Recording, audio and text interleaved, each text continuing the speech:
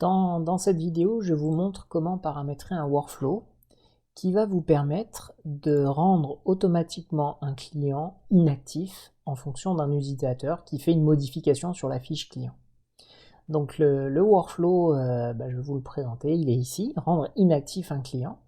Donc c'est dans le menu paramétrage, workflow, règles de workflow.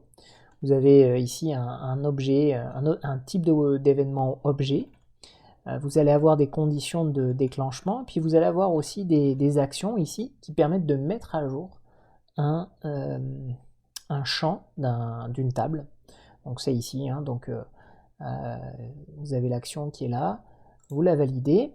Alors je vais vous montrer un petit peu dans le détail dans la formation comment ça se passe, ce paramétrage. Vous voyez que par exemple ici je suis connecté avec mon utilisateur Adrien Géraldès. Si je vais dans les clients, eh bien rien ne va se passer.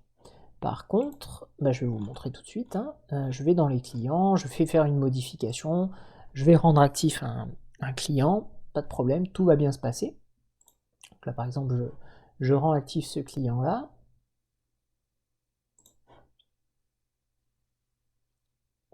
Voilà, il est bien actif. Je fais une modification ici, et il va rester actif. Par contre, je vais faire exactement la même chose avec un autre utilisateur, et on va voir que le résultat est différent, puisque si je fais une modification sur mon client, eh bien, il va passer automatiquement à inactif.